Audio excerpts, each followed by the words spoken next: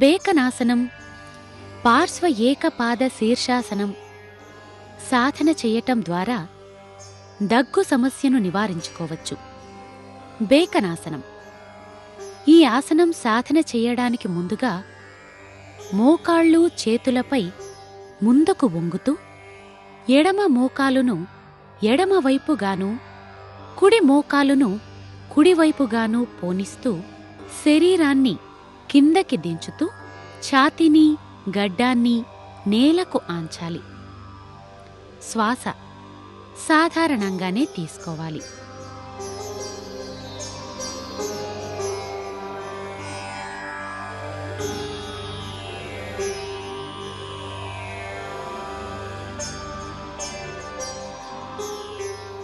ఇలా ఈ ఆసనం రోజూ 4 నుండి 8 సార్లు సాధన చేయవచ్చు.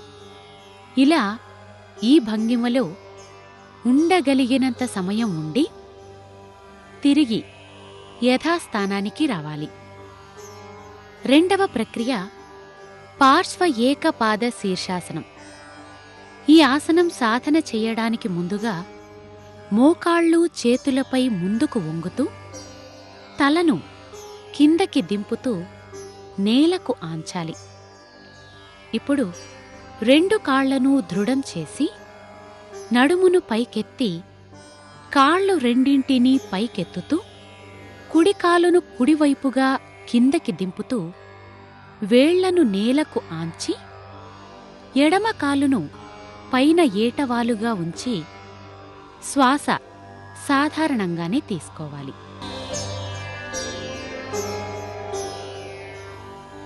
ఇలా ఈ భంగిమలో ఉండగలిగినంత సమయం ఉండి తిరిగి యథాస్థానానికి రావాలి. మరలా నడుము కాళ్లను పైకెత్తి ఎడమ కాలును కిందకి పోనిస్తూ ఎడమవైపు నేలకు ఆంచి కుడి కాలును పైన ఏటవాలుగా ఉంచాలి. ఇప్పుడు కూడా శ్వాస సాధారణంగానే తీసుకోవాలి.